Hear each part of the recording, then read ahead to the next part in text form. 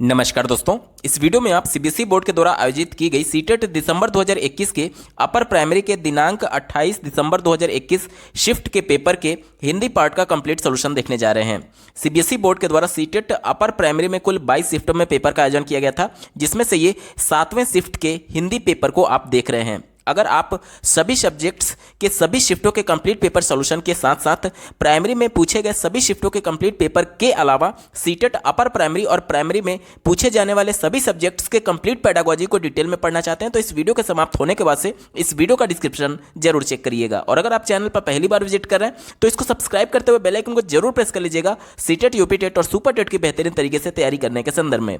चलिए दोस्तों, आज की इस महत्वपूर्ण वीडियो को शुरू करते हैं। दोस्तों, प्रश्न संख्या 91 से 99 तक दिए गए पैराग्राफ पर आधारित पूछा गया था। पैराग्राफ के प्रश्नों को सॉल्व करने की सबसे अच्छी विधि है कि सबसे पहले आप एक बार प्रश्नों पर नजर डाल लीजिए, उसके बाद जब आप पैराग्राफ पढ़ेंगे तो तुरंत आपको उसका उत्तर क्लिक करेगा। साथ ही 2 से 3 प्रश्न ग्रामर बेस्ड क्वेश्चन पूछे जाते हैं, तो डायरेक्टली अगर आप उन प्रश्नों पर जाएंगे तो कम से कम आप समय बचा सकते हैं। ठीक है, तो डायरेक्टली प्रश्नों को देखते हैं, उसके बाद पैराग्राफ को पढ़ेंगे। पहला प्रश्न पूछा गया था, एक सामूहिक सपना रचना रेखांकित शब्दों से क्या तात्पर्य है। ठीक है, चलिए इस पर आधारित जो अगला प्रश्न है 92 नंबर का, आप अपने स्क्रीन पर देख पा रहे होंगे, संगठन का विस्तार होने पर क्या बात जरूरी लगी। अगला प्रश्न पूछा गया है, कई हजार लोगों के लिए सपना देखना कठिन क्यों हो सकता है।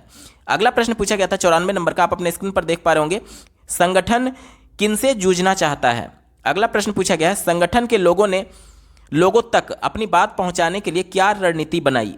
और इस पर आधारित अगला प्रश्न 96 नंबर का, आप अपने स्क्रीन पर देखिए, पूछा गया था, पद यात्राओं के लिए गर्मी का ही समय क्यों चुना। 97 नंबर का प्रश्न है, गहराई शब्द है, गहराई कैसा शब्द है वो हमसे पूछा जा रहा है। तो देखिए ये एक ग्रामर बेस्ड क्वेश्चन है जिसको सॉल्व करने के लिए आपको पैराग्राफ पढ़ने की बिल्कुल भी आवश्यकता नहीं है। गहराई क्या है, ये भाव एक तरीके से हमें भाव दे रहा है। जैसे कि अगर मैं बोलूं कि उसकी बातों में बहुत गहराई थी, तो देखिए अगर गहराई किसी मटेरियल से जुड़ा हुआ हो, जैसे कि मिट्टी खोद करके हम लोग गहरा कुआं बना दें, तो वहां पर जो गहराई होगा उसे हम लोग देख भी सकते हैं। लेकिन अगर ये बात मैं बोलूं कि उसकी बातों में गहराई थी, उसकी बातों में गहराई थी, तो यहां पर इस गहराई को हम लोग देख नहीं सकते, सिर्फ महसूस कर सकते हैं। यानी ये एक भाववाचक संज्ञा का उदाहरण हो जाएगा। ठीक है, तो उत्तर क्या हो जाएगा, ऑप्शन नंबर 2 भाववाचक संज्ञा इसका बिल्कुल एप्रोप्रिएट जवाब हो जाएगा। ठीक है, चलिए इस पर आधारित जो अगला प्रश्न पूछा गया था 98 नंबर का, आप अपने स्क्रीन पर देख पा रहे होंगे, पूछा गया है, जिन गुत्थियों से यह संगठन जूझना चाहता है रेखांकित शब्द के लिए कौन सा शब्द उपयुक्त है। तो इसके लिए भी आपको पैराग्राफ पढ़ना होगा। और अंतिम प्रश्न पूछा गया था, वैचारिक में प्रत्यय कौन सा है। तो विचार मूल शब्द है और इसमें इक प्रत्यय लग करके, देखिए ये छोटी ई वाला इक प्रत्यय लग करके वैचारिक बना हुआ है। ठीक है, तो ऑप्शन नंबर 2 यहां पर बिल्कुल सटीक जवाब हो जाएगा। देखिए दोस्तों, अभी हमने पैराग्राफ पढ़ा भी नहीं और 2 प्रश्नों को आपने सॉल्व कर लिया, ये फायदा होता है डायरेक्टली प्रश्नों पर जाने का। ठीक है, चलिए अब बाकी के प्रश्नों को 7 प्रश्नों को सॉल्व करने के लिए आपको पैराग्राफ पढ़नी होगी। जल्दी से पैराग्राफ को पढ़ लेते हैं। जैसे जैसे संगठन नए गांव में फैल रहा है, वैसे वैसे यह महसूस हो रहा है कि जुड़ने वाले हर साथी की सोच का गहराना भी बेहद जरूरी है। देखिए यहां पर सोच की गहराई की बात की गई थी, कुआं खोदने की बात नहीं की गई थी। कुआं अगर खोदने वाला कॉन्सेप्ट होता तो उसे हम लोग देख सकते थे, लेकिन सोच की गहराई को हम लोग देख नहीं सकते हैं। ठीक है, इसलिए यहां पर जो गहराई है वो भाववाचक संज्ञा था। उम्मीद करता हूं आपको वो वाला प्रश्न क्लियर हो गया होगा। आगे पढ़िए, 9 लोगों के लिए साथ साथ एक सामूहिक सपना रचना एक बात है और कई हजार लोगों के लिए ऐसा सपना बुनना कुछ और। जाति, वर्ग और लिंग के भेदों में उलझी जिन गुत्थियों से यह संगठन जूझना चाहता है, उसकी समझ बनाने के लिए ऐसा क्या किया जाए जिससे संगठन को विस्तार, वैचारिक गहराई, देखिए यहां पर भी वैचारिक गहराई आई थी, दोनों मिलते चले। विचार विमर्श से सुझाव निकला कि क्यों ना उसी तरह पद यात्राएं करें जैसे जैसे नहर के मुद्दे से नए लोगों को जोड़ने के लिए की गई थी। ये अभी की जाए, बेशक मई की दोपहरिया परेशान कर डालेगी, लेकिन इस वक्त खेती का काम ना होने से गांव के लोग फुर्सत में होते हैं।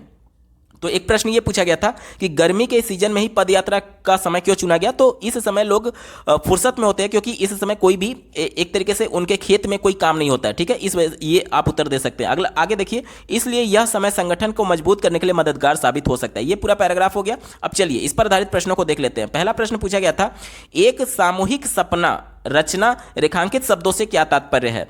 तो देखिए सामूहिक सपना यानी कि सभी का सपना, सभी का लक्ष्य, लक्ष्य के सेंस में यानी कि मिलजुल कर तय किया गया लक्ष्य। विकल्प नंबर 2 यहां पर बिल्कुल एप्रोप्रिएट हो जाएगा। ठीक है, चलिए इस पर आधारित जो अगला प्रश्न पूछा गया था 92 नंबर का, आप अपने स्क्रीन पर देखिए। संगठन का विस्तार होने पर क्या बात जरूरी लगी?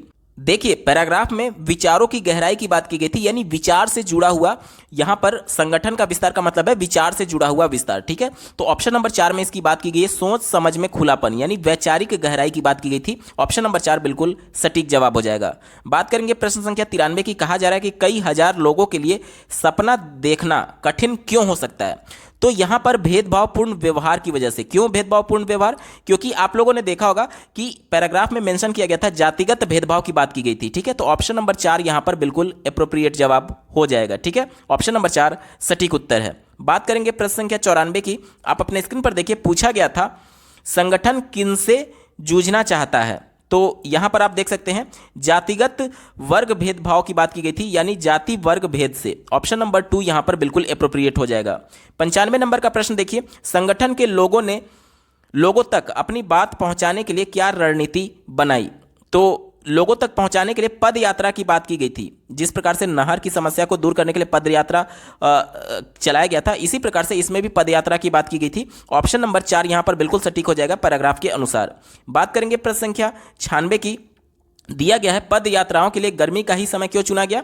तो यहां पर आप देख सकते हैं क्योंकि पैराग्राफ में मेंशन किया गया था इस समय गांव के लोग फुर्सत में होते हैं, क्योंकि उनके खेतों में इस समय कोई फसल नहीं होती है और लोग जो होते हैं वो खाली होते हैं। ठीक है, चलिए अगला प्रश्न पूछा गया था गहराई शब्द, तो इसको हम लोगों ने पहले ही देख लिया। ऑप्शन नंबर 2 इसका बिल्कुल सटीक था। अगला प्रश्न पूछा गया था जिन गुत्थियों से यह संगठन जूझना चाहता है, रेखांकित शब्द के लिए कौन सा शब्द उपयुक्त होगा? देखिए यहां पर गुत्थियों की बात की गई थी, तो गुत्थियां यानी जिन गुत्थियों से संगठन जूझना चाहता है, यानी जिन समस्याओं से जूझना चाहता है। ऑप्शन नंबर 4 यहां पर बिल्कुल एप्रोप्रिएट हो जाएगा पैराग्राफ के अनुसार। और 99 नंबर का प्रश्न हमने पहले ही देख लिया है। वैचारिक में प्रत्यय हमसे पूछा गया था, तो वैचारिक में कौन सा प्रत्यय हो जाएगा? इक प्रत्यय हो जाएगा। विकल्प नंबर 2 यहां पर बिल्कुल सटीक था। दोस्तों प्रश्न संख्या 100 से 105 तक दिए गए कविता पर आधारित पूछा गया था। इसके भी प्रश्नों को हम लोग देखेंगे और उसके बाद डायरेक्टली उसका उत्तर कविता को पढ़ करके ढूंढेंगे। पहला प्रश्न है चिड़िया को किससे प्यार है? अगला प्रश्न पूछा गया था 101 नंबर का, आप अपने स्क्रीन पर देखिए। चिड़िया के बारे में कौन सा कथन असत्य है, कौन सा कथन गलत है, वो हमसे पूछा जा रहा है। अगला प्रश्न पूछा गया है मधुर गीत के लिए पद्यांश में किसका प्रयोग हुआ है? 103 नंबर का प्रश्न आप अपने स्क्रीन पर देखिए। पूछा गया था चिड़िया दूसरों का ख्याल रखती है, यह बात गद्यांश के किस पंक्ति से ज्ञात होती है? ठीक है, अगला प्रश्न पूछा गया था वन का पर्यायवाची शब्द नहीं है। देखिए इसको सॉल्व करने के लिए आपको पैराग्राफ या फिर कविता पढ़ने की आवश्यकता ही नहीं है। वन का पर्यायवाची कौन सा शब्द नहीं है हमसे पूछा गया है, तो देखिए इसका उत्तर हो जाएगा उद्यान। उद्यान वन का पर्यायवाची नहीं है, बल्कि ये बगीचे के सेंस में उद्यान यूज किया जाता है, तो ये हमारा बिल्कुल सटीक जवाब हो जाएगा। बाकी के जो कानन की बात की गई, जंगल की बात की गई या विपिन की बात की गई है, ये वन का पर्यायवाची होता है, तो हमारा उत्तर होगा नहीं, क्योंकि हमसे नहीं वाला पूछा गया था। तो ऑप्शन नंबर 4 उद्यान इसका बिल्कुल सटीक जवाब हो जाएगा। इस पैराग्राफ पर आधारित कविता पर आधारित जो अंतिम प्रश्न पूछा गया था खा लेती है, वाक्यांश में ये किस क्रिया का प्रयोग किया गया है? तो देखिए खा लेती है, अब कुछ ना कुछ तो खाती होगी, तो यानी कि ये कर्म के साथ आएगा, यानी कि ये किस प्रकार की क्रिया है? सकर्मक क्रिया है। विकल्प नंबर 2 यहां पर बिल्कुल एप्रोप्रिएट जवाब हो जाएगा। देखिए दोस्तों 6 टोटल प्रश्न थे, जिसमें से बिना कविता को पढ़े हमने 2 प्रश्नों को सॉल्व कर लिया। बाकी के 4 प्रश्नों को सॉल्व करने के लिए अब आपको कविता पढ़नी पड़ेगी। चलिए जल्दी से कविता को पढ़ लेते हैं।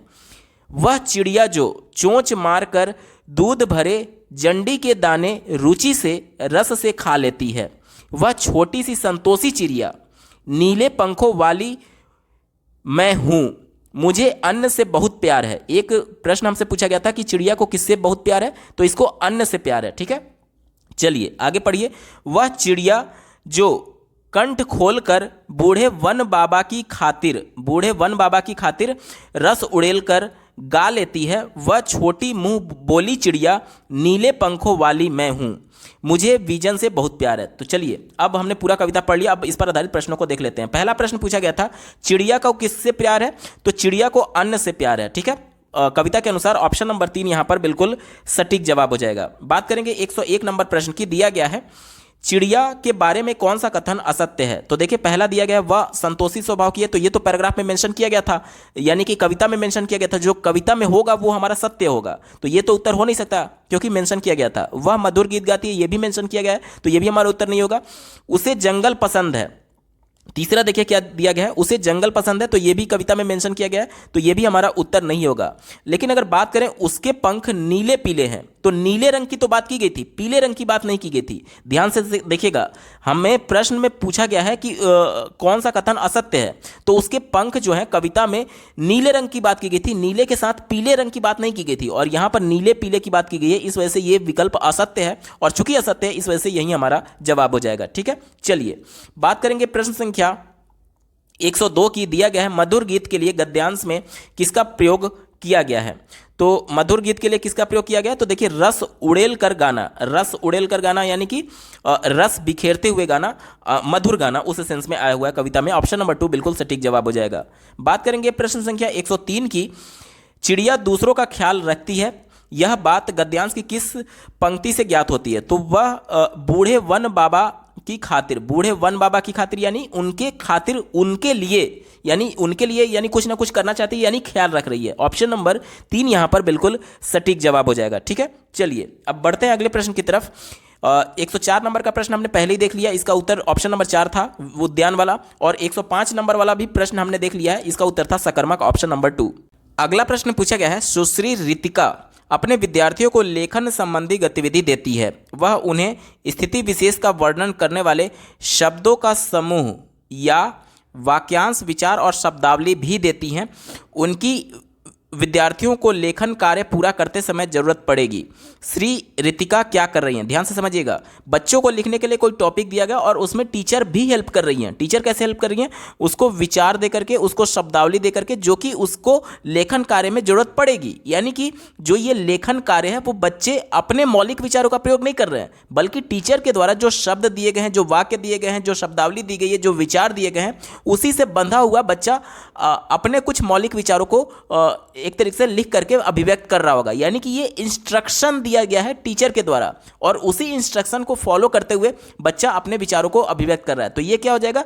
निर्देशित रचना है। किसके द्वारा? अपने विद्यार्थियों के साथ शिक्षक क्या कर रही है? निर्देशित रचना कर रही है। विकल्प नंबर 1 यहां पर बिल्कुल एप्रोप्रिएट हो जाएगा। निर्देशित क्यों? क्योंकि उनको इंस्ट्रक्शन दिया गया है कि इन विचारों का, इन शब्दावलियों का प्रयोग करना है, इसलिए निर्देशित हो जाएगा। ठीक है, ऑप्शन नंबर 1 बिल्कुल एप्रोप्रिएट है, यही इसका सटीक जवाब होगा। बाकी के विकल्पों पर एक बार चर्चा कर लेते हैं। दूसरा कहा जा रहा है अपने विद्यार्थियों के साथ मुक्त रचना। मुक्त रचना तो बिल्कुल नहीं होगा। मुक्त रचना तब होता है जब बच्चा अपने आप मौलिक विचारों को अभिव्यक्त कर रहा होता है। मौलिक विचार जरूर होंगे, लेकिन वो किससे एक तरीके से इंस्ट्रक्टेड है, वो टीचर से इंस्ट्रक्टेड है, इसलिए मुक्त रचना नहीं कहा जा सकता। तीसरा देखिए, अपने विद्यार्थियों के साथ निर्देशित पठन बोध, तो यहां पर कहीं भी पढ़ने की बात नहीं है, पठन नहीं होगा। इसमें चौथे में भी पठन की बात की गई थी, यह भी हमारा उत्तर नहीं होगा। एक ही विकल्प बचा, ऑप्शन नंबर 1 इसका बिल्कुल एप्रोप्रिएट होगा। अगला प्रश्न पूछा गया था, जब अध्यापक किसी अनुच्छेद को गहनता के साथ पठन का शिक्षण दे तो निम्नलिखित में से किस गतिविधि का अनुसरण करना चाहिए? यानी गहनता के साथ अनुच्छेद को पढ़ना है। ठीक है, गहनता के साथ पढ़ना है, इसी को ध्यान में रख करके उत्तर ढूंढेंगे। चौथे विकल्प से शुरुआत करते कहा जा रहा है, अध्यापक अनुच्छेद को पढ़े और विद्यार्थियों को कठिन शब्द अर्थों को रेखांकित करने के लिए कहे। केवल कठिन शब्दों की बात की गई है, अर्थ गहनता से समझने की बात नहीं की जा रही है, कठिन शब्दों को केवल रेखांकित करने की बात की जा रही है। संकुचित है, हमारा उत्तर नहीं होगा। तीसरा देखिए, अध्यापक अनुच्छेद पढ़े और विद्यार्थियों को उन शब्दों का अर्थ समझने के लिए कहे जिनके अर्थ वे नहीं जानते हैं। तो ये भी बहुत संकुचित है, क्योंकि शब्दों के अर्थ तक समझने के लिए ये केवल कहा जा रहा है, गहनता से अध्ययन नहीं है, हमारा उत्तर नहीं होगा। पहला देखिए, अध्यापक अनुच्छेद का सस्वर वाचन करे और शब्दों के साथ अर्थ बताए, तो ये भी एक तरीके से गहन अध्ययन नहीं है। गहन अध्ययन क्यों नहीं है? क्योंकि यहां पर देखिए, यहां पर सस्वर वाचन जो होता है वो गहन अध्ययन के अंतर्गत नहीं आता है। सस्वर वाचन में क्या होता है, जो टीचर है या फिर बच्चा है उसका पूरा फोकस प्रोनाउंसिएशन पर होता है, वाक्यों को, शब्दों को जोर जोर से सस्वर बोलने पर होता है। तो इसमें गहनता के साथ अध्ययन शामिल नहीं होता है। ठीक है, क्योंकि पूरा फोकस उसका उच्चारण पर होता है। तो यह भी विकल्प निगेटिव हो गया, हमारा उत्तर नहीं होगा। देखिए, पठन का मतलब होता है पढ़ करके अर्थ ग्रहण करना, और इसमें सस्वर वाचन में क्या होता है, उच्चारण पर फोकस होता है, ना कि अर्थ पर फोकस होता है, इसलिए निगेटिव हो गया, हमारा उत्तर नहीं होगा। एक ही विकल्प बचा, ऑप्शन नंबर 2 देखिए, अध्यापक अनुच्छेद का और लेखक के शब्दों के चयन, मनोदशा और अभिप्राय के बारे में विस्तृत व्याख्या दे। विस्तृत यानी कि बच्चों को विस्तार पूर्वक डिस्क्रिप्शन दिया जा रहा है, बच्चों को विस्तार पूर्वक बताया जा रहा है, तो ये गहनता से पठन के संदर्भ में हो सकता है। विकल्प नंबर 2 बिल्कुल एप्रोप्रिएट है और यही इसका सटीक जवाब होगा। अगला प्रश्न पूछा गया था, सुश्री रेखा सबसे पहले विषय को विस्तार से पढ़ाने फिर जो पढ़ाया गया है उसका सारांश देने की आदत है। सुश्री रेखा शिक्षण के किस अभ्यास का अनुसरण कर रही है? ध्यान से समझिएगा। पहले क्या किया गया? विस्तार से पढ़ाया गया। विस्तार से पढ़ाने में क्या होता है कि पहले मान लीजिए कोई बड़ा टॉपिक है तो बड़े टॉपिक को छोटे छोटे पार्ट्स में डिवाइड कर दिया जाता है और छोटे छोटे पार्ट्स में बच्चों को बता करके फिर उसको एक तरीके से इकट्ठा किया जाता है, उसका सारांश निकाला जाता है। वही काम यहाँ पर भी किया जा रहा है। तो जब भी किसी बड़े टास्क को, किसी बड़े कॉन्सेप्ट को छोटे छोटे कॉन्सेप्ट में हम लोग बांटते हैं तो इसे विश्लेषण करते हैं। विश्लेषण यानी कि देखिए, विश्लेषण किससे शुरू हो रहा है? वी से शुरू हो रहा है, और विस्तार भी किससे शुरू होता है? वी से शुरू होता है। तो हमेशा याद रखिएगा, जहां पर भी विस्तार से पढ़ाने की बात आएगी वहां पर पहले विश्लेषण आएगा। उसके बाद क्या कहा गया है कि उसका सारांश देने की आदत है। सारांश क्या है? यानी कि उसका संक्षिप्तीकरण। और संक्षिप्तीकरण देखिए, संश्लेषण किससे से शुरू हो रहा है? स से, और संक्षिप्तीकरण भी किससे शुरू होता है? स से। यानी कि ये कौन सा शिक्षण विधि है? ये विश्लेषण से संश्लेषण की ओर बताया गया, यानी पहले विस्तार से और उसके बाद से संक्षेप में बताने की बात की गई है। विकल्प नंबर 3 विश्लेषण से संश्लेषण इसका बिल्कुल सटीक जवाब होगा। अगला प्रश्न पूछा गया था, जब श्री गर्वित अपनी कक्षा में निदानात्मक परीक्षण का इस्तेमाल करते हैं तो वह, देखिए निदानात्मक परीक्षण जिसे अंग्रेजी में हम लोग डायग्नोस्टिक टेस्ट कह रहे होते हैं, इसका मतलब क्या होता है? तो जब बच्चे को किसी कॉन्सेप्ट के बारे में बताया गया, किसी चैप्टर के बारे में बताया गया, तो वो कॉन्सेप्ट या फिर चैप्टर समाप्त होने के बाद से बच्चे को उस कॉन्सेप्ट या फिर उस चैप्टर में कहाँ पर दिक्कत आ रही है, उसकी समस्या, उसकी कठिनाइयों को जानने के लिए जो टेस्ट किया जाता है उसे हम लोग डायग्नोस्टिक टेस्ट और हिंदी में निदानात्मक परीक्षण कर रहे होते हैं। और इस टेस्ट में बच्चे की समस्या जानने के बाद से उन समस्याओं को दूर करने के लिए उपचारात्मक शिक्षण किया जाता है, जिसे अंग्रेजी में रेमेडियल टीचिंग बोलते हैं। प्रश्न हमसे निदानात्मक परीक्षण के बारे में पूछा गया, तो निदानात्मक परीक्षण का उद्देश्य क्या होता है? बच्चों को आ रही समस्याओं, उनकी कठिनाइयों के बारे में जानना है। इसी को ध्यान में रख करके उत्तर ढूंढेंगे।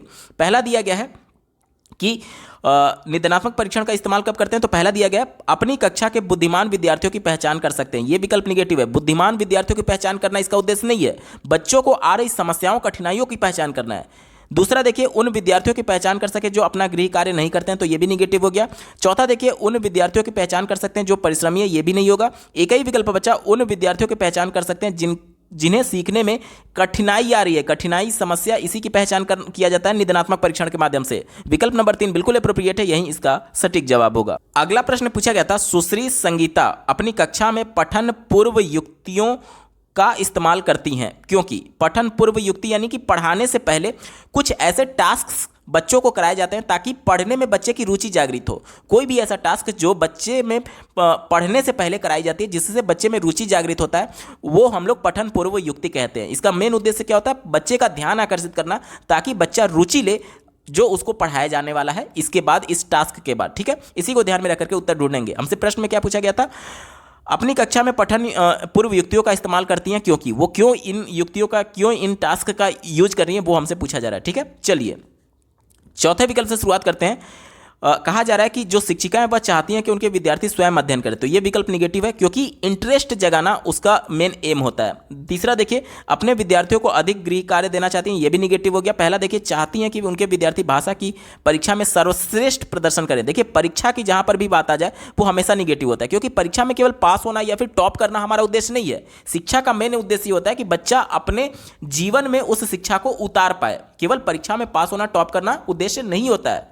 इस वजह से ये भी निगेटिव हो गया। एक ही विकल्प बचा, ऑप्शन नंबर 2 देखिए, विषय में अपने विद्यार्थियों की रुचि जागृत करना चाहती हैं। यहां पर इंटरेस्ट की बात की गई है, बच्चे का ध्यान आकर्षित करना चाहते हैं, क्योंकि बच्चे जब रुचि लेंगे तो जाहिर सी बात है कॉन्शस उनका रेज होगा, यानी कि उनका जो जागरूकता है उस कॉन्सेप्ट के प्रति वो एक तरीके से आकर्षित करते हुए बच्चे को उसमें इंटरनली मोटिवेटेड किया जा सकता है, उस एक तरीके से पढ़ने में। ठीक है, पठन में। तो ऑप्शन नंबर 2 बिल्कुल एप्रोप्रिएट है, यही इसका सटीक जवाब होगा। अगला प्रश्न पूछा गया था, लेव वाइगोत्स्की की अधिगम और भाषा की संकल्पना किस पर आधारित है? तो लेव वाइगोत्स्की संरचनावाद के सबसे बड़े समर्थकों में से एक माने जाते हैं। उनका यह मानना था कि बच्चे अपने ज्ञान का निर्माण स्वयं करते हैं सामाजिक अंतःक्रिया के माध्यम से। तो ये रचनावाद के समर्थक थे। रचनावाद अधिगम सिद्धांत इसका बिल्कुल एप्रोप्रिएट जवाब हो जाएगा। अगला प्रश्न पूछा गया था, सुश्री मिनी ने बहुत ही रुचिकर जांच पत्र बनाया है। यह जांच पत्र उन्हें यह समझने में मदद करेगा कि कितने विद्यार्थी अवधारणाओं को अच्छी तरीके से समझते हैं। पर 5 विद्यार्थियों से अधिक पर इस जांच का प्रयोग एक चुनौती है। सुश्री मिनी के जांच पत्र में किस बात की कमी है? ध्यान से समझिएगा, एक जांच पत्र टीचर के द्वारा बनाया गया, लेकिन उसका लिमिटेशन ये है कि 5 छात्रों पर ही इसका सही से उपयोग किया जा सकता है, उसके बाद के छात्रों पर ये एक चुनौती बनकर के सामने आता है। तो ये उनके जांच पत्र में किस बात की कमी है हमसे पूछा जा रहा है। पहला दिया, देखिए चौथे विकल्प से शुरुआत करेंगे, आभासी वैधता की। तो वैधता की कमी नहीं है, क्योंकि अगर वैधता की कमी होती, देखिए 2 जगह वैधता की बात की गई है, वैधता की अगर कमी होती तो 5 छात्रों तक तो बिल्कुल सही से नापा जा रहा है ना बच्चों की योग्यता को। तो वैधता की कमी होती तो एक भी छात्र का सही से मापन नहीं हो सकता था जांच पत्र के माध्यम से, लेकिन कम से कम 5 तक बिना किसी चुनौती के सही तरीके से मापा जा रहा है बच्चों की योग्यता, यानी ये वैधता की कमी नहीं है। तीसरा देखिए, विश्वसनीयता की कमी। तो विश्वसनीयता की भी कमी नहीं है, क्योंकि 5 छात्र का तो सही से हो जा रहा है ना, यानी विश्वसनीयता का भी कमी नहीं है। व्यवहारिकता की कमी है। व्यवहारिकता का मतलब क्या हुआ कि ये प्रैक्टिकल नहीं है। क्यों? क्योंकि प्रैक्टिकल तब होता जब कक्षा के सभी बच्चों का इसके माध्यम से व्यवहारिक तरीके से जांच किया जा सकता, लेकिन ये प्रैक्टिकल नहीं होने की वजह से केवल 5 तक ही बच्चों का सही से जांचा जा सकता है, बाकी के बच्चों के लिए जांचना एक चुनौती बनकर के सामने आ रही है। तो ये प्रैक्टिकल की कमी है, प्रैक्टिकल नहीं है ये जांच पत्र। ऑप्शन नंबर 2 यहां पर बिल्कुल एप्रोप्रिएट होगा। अगला प्रश्न पूछा गया था, डैश परीक्षणों का उद्देश्य विद्यार्थियों की उस योग्यता को जांच करना है कि वे वास्तविक जीवन की स्थितियों में भाषा के बारे में क्या जानती हैं और क्या सीखा है। देखिए, बच्चा जो कुछ भी भाषा कक्षा में सीख रहा है उसका दैनिक जीवन में जाकर के प्रयोग कर रहा होगा, और ये जांचना कि बच्चा उस दैनिक जीवन में उस भाषा का प्रयोग कर पा रहा है या नहीं, ये जांचना क्या कहलाता है? ये निपुणता कहलाता है। ऑप्शन नंबर 2 यहां पर बिल्कुल सटीक जवाब हो जाएगा, यानी निपुणता परीक्षणों का उद्देश्य शिक्षार्थियों की उस योग्यता को जांचना होता है कि वे वास्तविक जीवन की स्थितियों में भाषा के बारे में क्या जानते हैं और क्या सीखा है। विकल्प नंबर 2 यहां पर बिल्कुल एप्रोप्रिएट होगा। अगला प्रश्न पूछा गया था, सुश्री शीला कक्षा 7 के विद्यार्थियों को वाक्यों के प्रकार के बारे में पढ़ा रही हैं। सबसे पहले वे उन वाक्यों के कुछ उदाहरण बताती है। पहले उदाहरण बताया गया, ध्यान से समझिएगा, पहले उदाहरण बताया गया, बताती हैं जिन्हें हम सामान्यतः सुनते हैं। फिर वह वाक्यों के विभिन्न प्रकारों के बारे में व्याख्या करती हैं। व्याख्या करना प्रकारों के बारे में, प्रकार को बताना, यानी कि पहले उदाहरण बता करके फिर नियम की तरफ चला गया है। आगे पढ़िए, सुश्री शीला निम्नलिखित में से किस शिक्षण सिद्धांत का अनुसरण कर रही है? तो पहले उदाहरण फिर नियम, ये किस में होता है? ये आगमनात्मक से निगमनात्मक में होता है। ऑप्शन नंबर 4 इसका बिल्कुल एप्रोप्रिएट जवाब हो जाएगा। अगला प्रश्न पूछा गया था, अपने विद्यार्थियों के लिए उपचारात्मक पाठ शुरू करने से पहले श्री दिनेश को क्या करना चाहिए? उपचारात्मक पाठ यानी कि रेमेडियल टीचिंग की बात की जा रही है। तो रेमेडियल टीचिंग से पहले हम लोग क्या करते हैं कि बच्चे को उस पाठ में आ रही समस्या के बारे में परीक्षण करते हैं, और किसी भी चैप्टर, किसी भी कॉन्सेप्ट में बच्चों को आ रही समस्या को जानने के लिए हम लोग डायग्नोस्टिक टेस्ट कर रहे होते हैं, जिसे हिंदी में निदानात्मक परीक्षण कहते हैं। तो ऑप्शन नंबर 2 में देखिए, निदानात्मक परीक्षण करना चाहिए। ऑप्शन नंबर 2 इसका बिल्कुल एप्रोप्रिएट जवाब हो जाएगा, क्योंकि निदानात्मक परीक्षण के बाद ही बच्चों की समस्या का पता चल सकेगा, और उस समस्या को दूर करने के लिए तब रेमेडियल टीचिंग किया जाता है। पहले निदानात्मक परीक्षण यानी कि डायग्नोस्टिक टेस्ट किया जाता है। विकल्प नंबर 2 बिल्कुल एप्रोप्रिएट है, यही इसका सटीक जवाब होगा। अगला प्रश्न पूछा गया था, सुश्री शोभा अंग्रेजी भाषा की कक्षा में सबसे पहले पाठ्य सामग्री का अनुच्छेद पढ़ती हैं, फिर उसकी विषय वस्तु की व्याख्या करती हैं, ठीक है, और नए शब्दों के अर्थ मातृभाषा में बताती हैं। मातृभाषा में बताया जा रहा है, बच्चों को अंग्रेजी सिखाया जा रहा है, और उसके जो कठिन शब्द हैं, जो नए शब्द हैं, उनको मातृभाषा में, मदर टंग में ट्रांसलेट करके बताया जा रहा है। व्याकरण के नियमों को विस्तार से बताया जाता है और लेखन का अभ्यास कराया जाता है।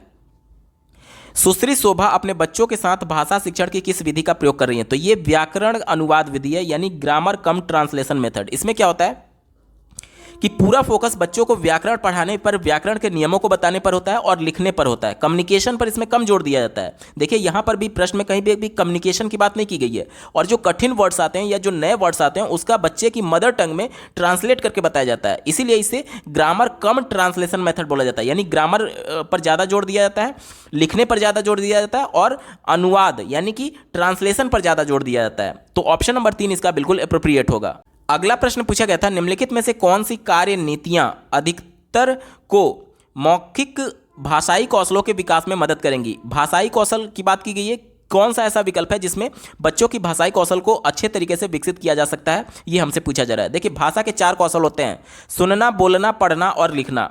जो भी विकल्प इन चारों कौशलों की बात करेगा वही वाला विकल्प हमारा उत्तर होगा। चौथे विकल्प से शुरुआत करते हैं, अध्यापक के बोलने के बाद सामूहिक रूप से शब्दों का सही उच्चारण अभ्यास करना।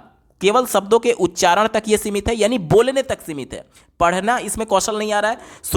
सुनना भी मान लीजिए सुन करके बोल रहा है तो सुनना और बोलना कौशल इसमें आ रहा है, बाकी पढ़ना और लिखना इसमें नहीं आ रहा है। इस वजह से केवल 2 ही कौशल की बात कर रहा था, इस वजह से ये संकुचित है, हमारा उत्तर नहीं होगा।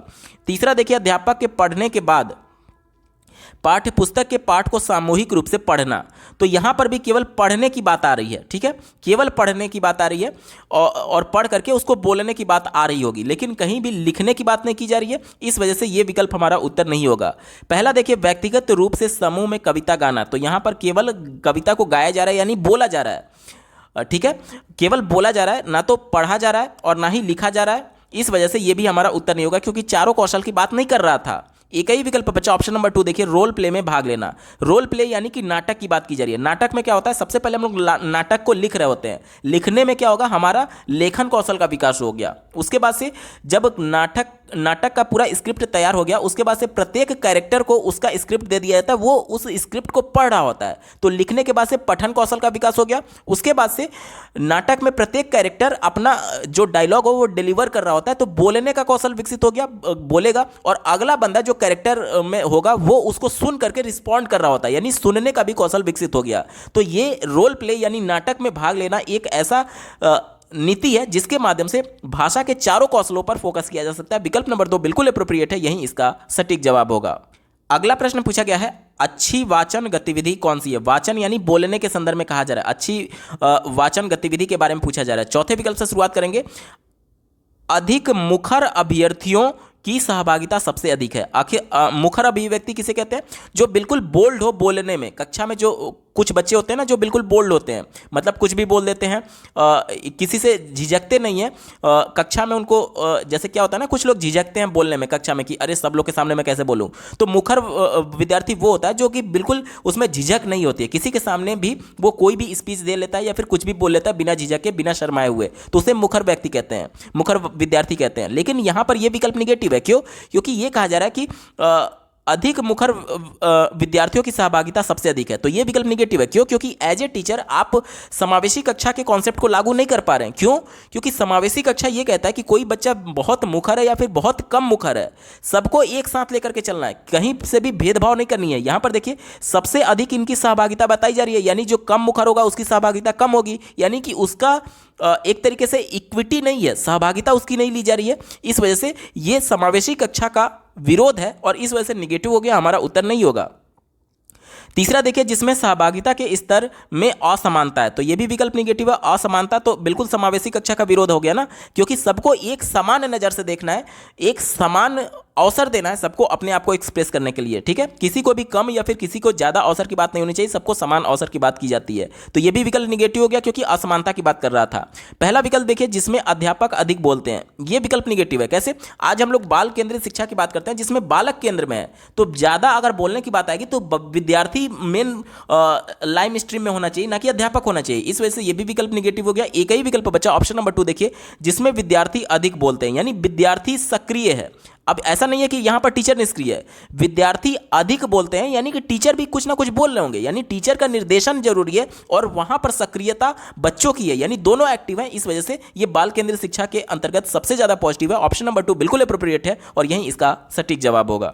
अगला प्रश्न पूछा गया था, भाषा अधिगम में गलतियों की क्या भूमिका होती है। देखिए, बच्चे गलतियों के माध्यम से भी सीख रहे होते हैं। कई मनोवैज्ञानिकों ने ये अपने प्रयोग के माध्यम से सिद्ध किया कि बच्चे गलतियों के माध्यम से भी सीखते हैं। मैं आपको एक जनरल प्रैक्टिकल उदाहरण दे रहा हूं। मान लीजिए कि आप कंपटीशन की तैयारी कर रहे हैं, हो सकता है कि आप लोग में से बहुत सारे अभ्यर्थी पिछली बार भी सीटेट में सम्मिलित हुए होंगे और पिछली बार हो सकता है असफल रह गए होंगे 1-2 नंबर से, तो आपकी ये गलती मानी जाएगी, आप असफल थे, लेकिन आपकी वो असफलता, आपकी वो गलती आपके व्यवहार में परिवर्तन जरूर की कि ये गलती की वजह से मैं असफल रह गया या फिर असफल रह गई। अब वो गलती आप इस बार की सीटेट की परीक्षा में नहीं दोहराएंगे, यानी कि क्या हुआ, आपकी गलती के वजह से भी आपके व्यवहार में परिवर्तन हुआ कि अब भविष्य में ये गलती मैं दोबारा नहीं दोहराऊंगा, ये गलतियों की वजह से मैं असफल रह गया था, अब ये गलती मैं दोबारा नहीं करूंगा। यानी कि क्या हुआ, आपने प्रयास किया था, प्रयास के बावजूद आप असफल रह गए, यानी आपकी गलती हो गई और उस प्रयास के माध्यम से आपके व्यवहार में परिवर्तन हुआ कि भविष्य में आप ये गलती नहीं दोहराएंगे। और अधिगम क्या होता है? अधिगम की परिभाषा ये कहती है कि बच्चों के प्रयास के माध्यम से उनके व्यवहार में जो परिवर्तन होता है उसे अधिगम हम लोग कह रहे होते हैं। यानी कि गलती से भी बच्चे सीख रहे हैं, तो यानी जो गलतियां होती हैं वो अधिगम में सहायता करती हैं। ठीक है, चौथे विकल्प से शुरुआत करेंगे। शिक्षार्थियों को नकारात्मक पुनर्बलन देती है, तो ये विकल्प निगेटिव हो गया, हमारा उत्तर नहीं होगा। तीसरा देखिए सुधार कार्य को का काम बढ़ा देती है, ये भी निगेटिव हो गया। दूसरा देखिए अधिगम में बाधा डालती है, ये भी निगेटिव हो गया। एक ही विकल्प बचा, अधिगम में सहायता करती है। ऑप्शन नंबर 1 बिल्कुल अप्रोप्रिएट है, यही इसका सटीक जवाब होगा। अगला प्रश्न पूछा गया था, प्राथमिक स्तर के शिक्षार्थी को सबसे अधिक रुचिकर लगने वाली कविता कौन सी हो सकती है? तो सबसे अधिक रुचि बच्चों के तुकबंदी में होती है। जैसे कि कोई भी बच्चे का कविता आप देखेंगे, एक मोटा हाथी झूम के चला, मकड़ी की जाल में जाके वो फंसा।